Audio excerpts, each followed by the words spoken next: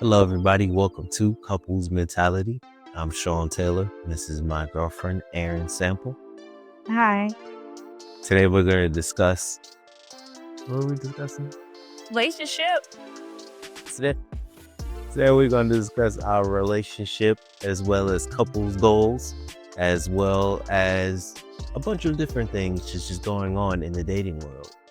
So come join us, Couples Mentality. Yes.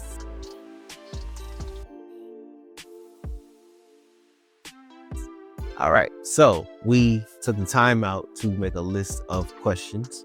I'm going to start with our first question, which is how we met. Take it.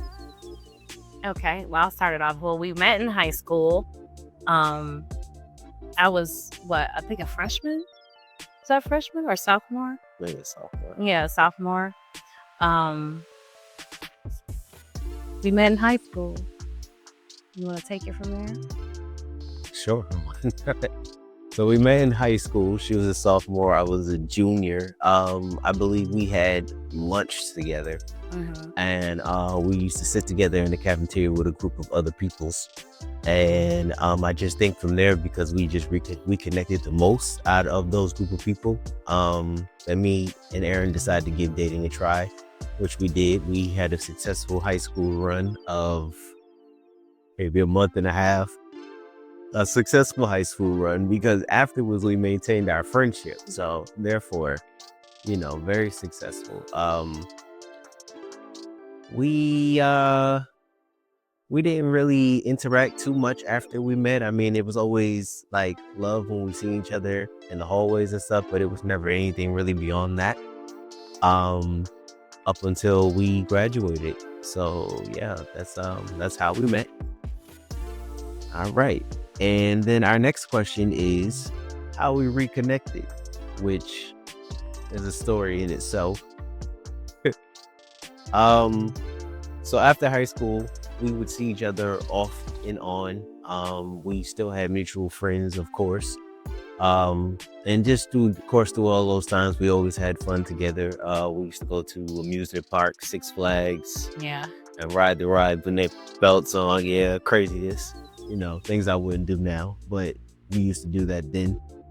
We worked together once. Oh, yeah, that McDonald's. We did. We worked together once.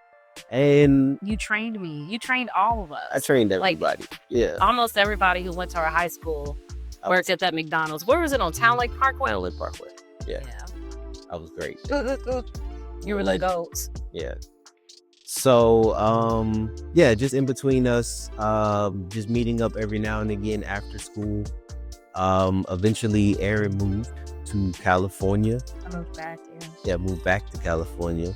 And I stayed here in Georgia. Life continued on. I had a son. Just great things like that.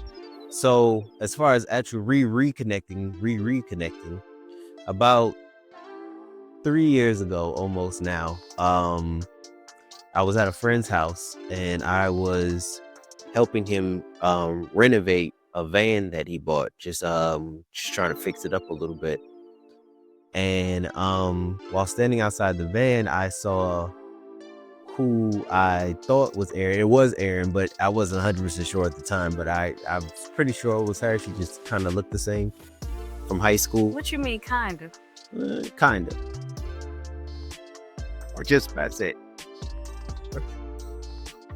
So, it was crazy because I stared at her for a while, but she was on the phone, so she didn't even notice, this creepy dude staring at her from the side of her eyes. But I was just staring because, you just don't want to run up on anybody at any time. Like, you city. You just don't know, and especially in the city. So I waited to the last minute to try to call her name, but by then she was too far, so she didn't hear me. So, from there I moved on.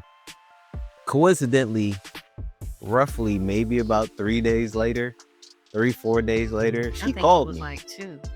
It was about 3 or 4. It was a little bit, because that happened on a Sunday, and I think you called me on like a Wednesday, something like that. So she called me randomly just to check in, on some hey old friend type stuff, and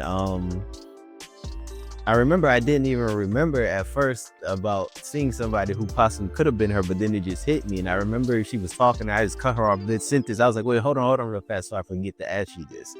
And I ran down the scenario of where I seen this person walking and things like that. I'm not the best at street names, so I didn't know the street, but I just described the location.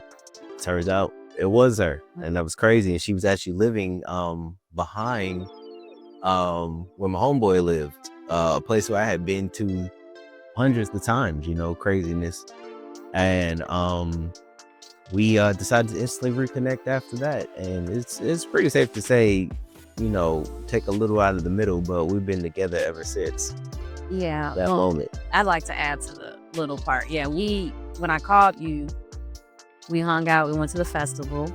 I think that was like August 18th. Yeah.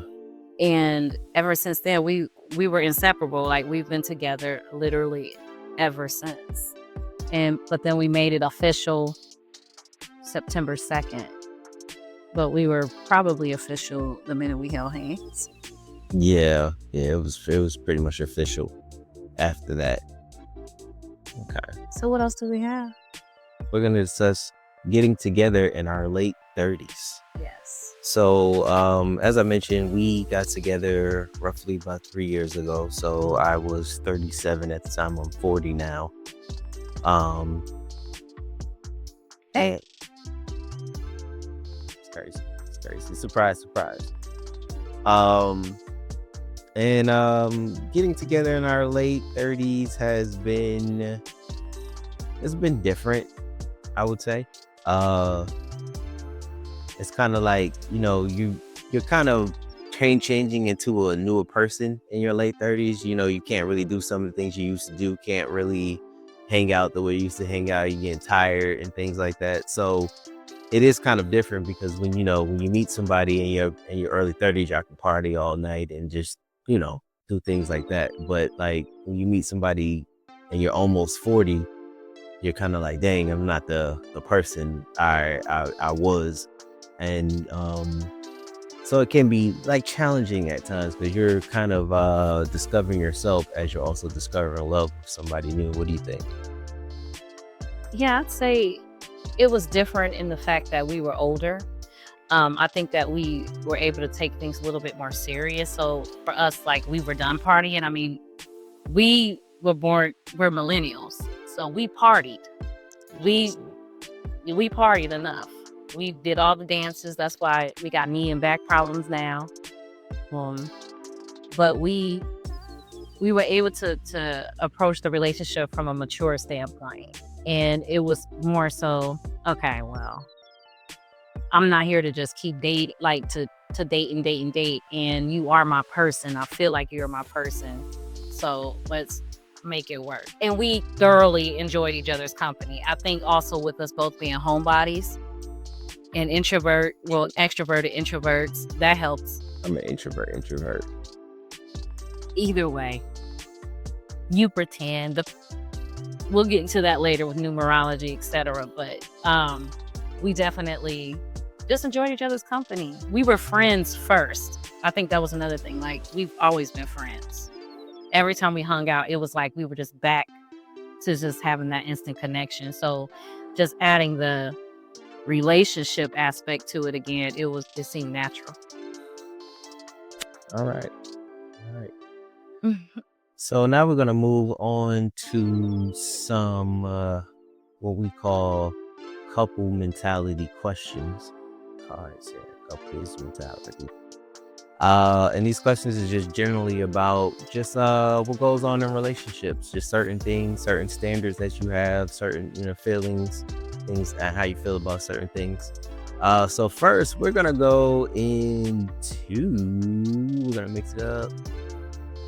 We're gonna go into sharing passwords. We're gonna start that off.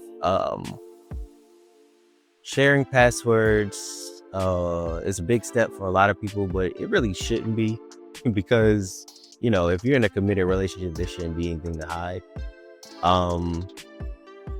Even though we share each other's passwords, I don't think I've ever checked your phone for anything, and I don't know if I don't know.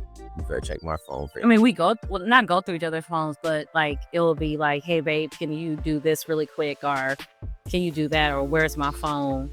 So we have it like we use each other's passwords, but if it's not to go through each other's phones.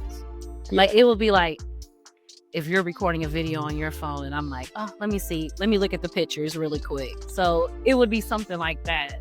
Yeah. Yeah. And also I think like sharing passwords, that comes with trust, and if trust has never been broken, I don't believe it should be, because I feel like when you break that seal on trust, it's never the same. So I mean, something just as small as sharing passwords lets that person know that they that they can trust you, and that you have their best interests at heart. So I just feel like that's a small step into showing that you and that person are connected, and you have nothing but good intentions for said person. I think that's a real easy step. I think sharing bank accounts is when it gets great. Now that's real. That'll be like videos down the line, but we'll have what's there for that? That's real trust. You know what I'm saying? And we could be there, honestly. You know what I'm saying? We do have that level of trust. I'm a little spoiled though. Like you would be fussing at me like Amazon. That's so no, not yet. Yeah. So just diving more into trust. Mm-hmm. What makes you feel like you can trust me? You haven't given me a reason not. I mean, your schedule hasn't changed. You still, I mean, yeah, we enjoy each other's company, like, and also like my intuition is out the roof. I have dreams. I would find out. So yeah, you like me. And I feel like you like me, like, and I feel like that's important in a relationship. That's why you treat me like you want me around. So that would never give me, like, if you were opposite, then that would give me pause. But yeah. What about me? I guess you asking part B question. Oh, actually, for the same reasons, for the most part, you've never given me a reason not to. You're actually very respectful. Just like even just the way you go outside dressed and things like that. I mean, you tell me things like whenever guys whistle at you on the street or stuff like that. Things I really don't want to know, but I mean, you keep me in the loop about stuff. It's more so I'm fussing about it because the street we're on, it's like an industrial street. Yeah. So like when I'm walking, that's why they're like, it's not like, oh babe, look, somebody said, yeah, no. Yeah, but no, for the most part, like I said, just pretty much the same. I mean, there's never been a reason not to, and like I said, if that reason has never given, I'm definitely not one of those people that try to look for it. I'm almost like a little bit out of sight, out of mind. Yeah. And the way we're going, I don't think it ever will be broken. So that's I think we walk I think we walk with integrity. I think also coming into a relationship older, and I think also how we you don't got time for the games. No, literally. But I think also a fun fact is when we did first get together and we were like, you know what, I just want to be with you. We were dating other people, like, because we were single. And I remember us being like, okay, well, I've been dating this person, you've been dating this person. And we were like, okay, we instantly ended things with those people. So I think also it was just having that open dialogue and open communication. You don't have to ask questions when everything is already being presented to you and you don't feel uncomfortable. Yeah. All right, cool. Should your spouse's friends have your number? I'll start with that. I say, yeah. I mean, for me, my homegirls need to be involved in whatever proposal plans you have. But also, I have an Android, he has an iPhone, so it's not like like a knowing each other's location to make sure everybody is safe. So for me, when I have my friends, when I'm out with my friends, here, you can have all of their numbers because, I might be asleep or I might like not hear my phone. My phone's always on silent. So it's just always easier for you to get in touch with my friends. So I think you have all of my female friends' numbers. I feel like. Yeah. I don't be saving them. You don't? Nah. And if something happened to me, I'll go off of text messages. help, something's wrong with Erin. You'll know. I'll read whatever previous text messages I got. Yeah, but you do have their numbers in case. Yeah. Yeah. I think it's levels to it. I believe those who need it should have it, but not everybody, of course. I mean, like, I don't see the reason why, like, I don't know, one of your homegirls, like, husband who you barely hang out with or something like that, why his number should be in your phone or anything like that. But of course, if it's somebody who you're always with, then yeah, of course. Or, same for me, like, I have friends that I don't hang out with all the time, but they're still good friends of mine. But I don't see no reason why their number should be in your phone. Like, they're not my emergency contact. You know what I'm saying? Yeah. So, like I said, I think it's levels to it. I think there's just certain cases where it's okay, and certain cases where it's like a little questionable. Like, why are y'all exchanging numbers? And things like that.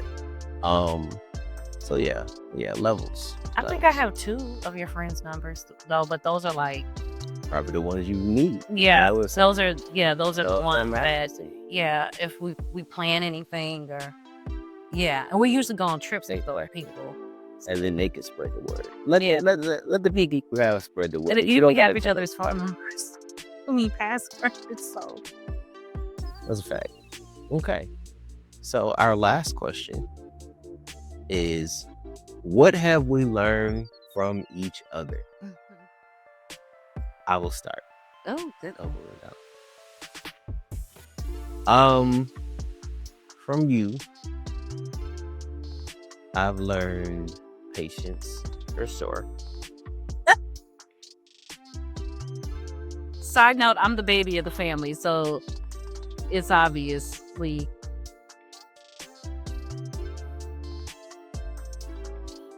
and unconditional love. I think that's important outside of immediate family. Mm-hmm. And just also just a lot of things. I had a pretty one-track mind when it came to religion and beliefs when we met. You have opened my mind to other things, other possibilities, other possibilities just with life, how we got here, what happens to us after we die. You definitely taught me about, of course, numerology. Still not the best at it, but I know enough to talk about it with people that work as if I know what I'm talking about, and they appreciate that.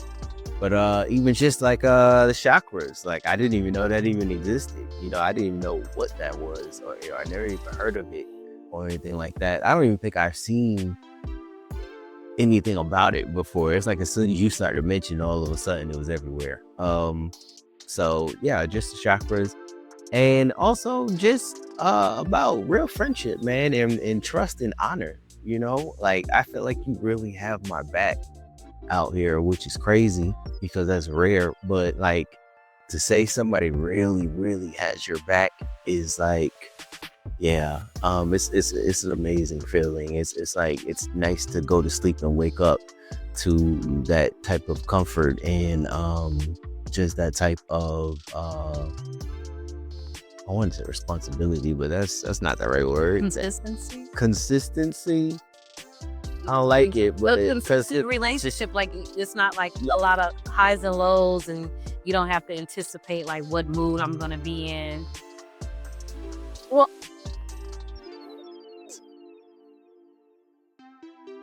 which isn't.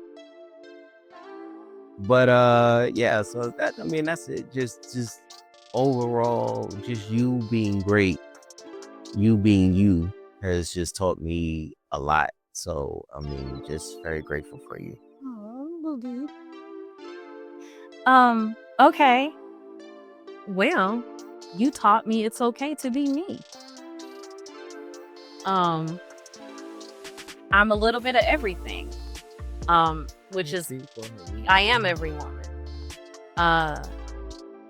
And a lot of times I was shunned for that, or, picked on for that. And you literally love every facet of me. And then you also make me feel safe. And you are patient with me. I didn't even agree with that so hard. I am not that bad. You rush home. You rush home to me every day. I do. I'm not that bad. You prefer to hang out with me. Don't do that. Okay. But also, like, we literally prefer each other's friendship. You taught me, like you said, unconditional love. Same thing here, because I feel like we exhibit all forms of our relationship. Like, we have, lovers, friends. Sometimes we fuss like siblings. Like last night when it was storming and I wanted to switch sides, and you were like, and then I was like, but we get over it.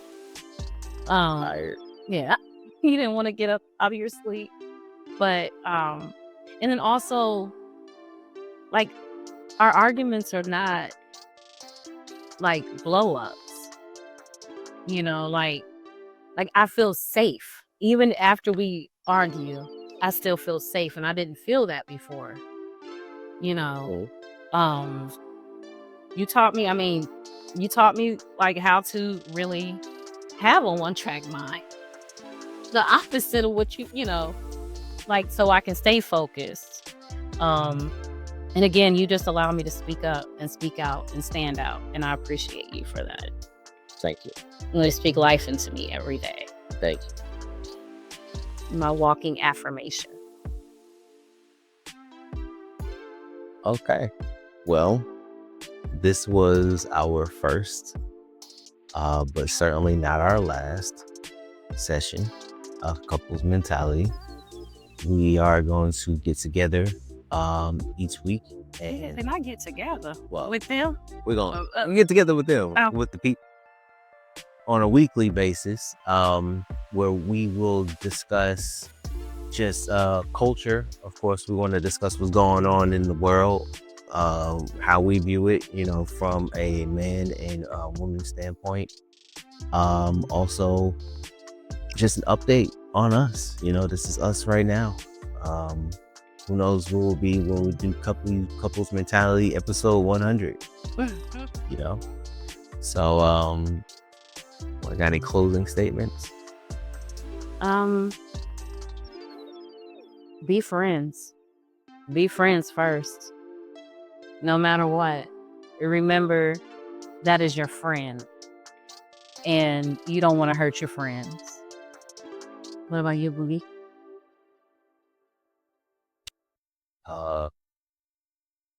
Love life.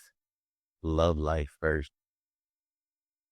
I don't have nothing. All right. Thank you, everybody. Thank you for watching Couples Mentality, and we are out.